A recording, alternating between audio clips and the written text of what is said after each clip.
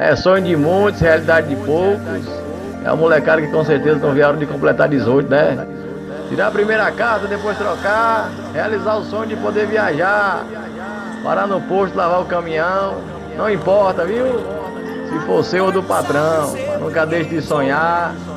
Um dia você chega lá, fazer um leriado no rádio amador, poder incentivar quem ainda não chegou. Ser caminhoneiro é fazer por amor, não por dinheiro. Ser caminhoneiro é um dia ter sido flogueiro, ter ido na pista, tirar foto como se caminhoneiro fosse um artista. E realmente talvez seja um artista sem valor. Mas eu quero ser caminhoneiro, falou? Outro jovem, carga de horário, 30 dias longe de casa, já dizia o calendário.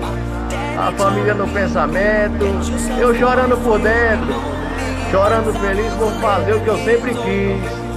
Um dia eu quero ver todos vocês no comboio louco de 118.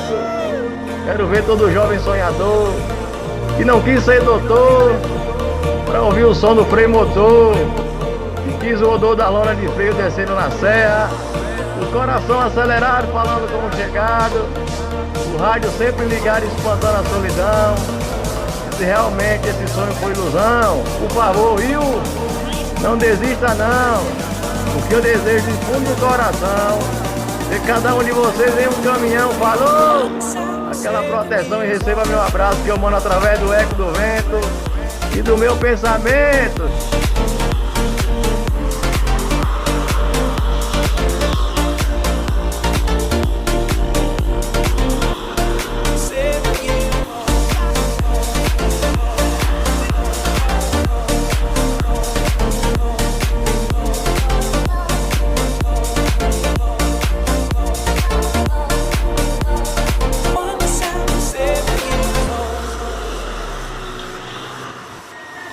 Once I was 7 years old, Mama told me, go make yourself some friends or you'll be lonely.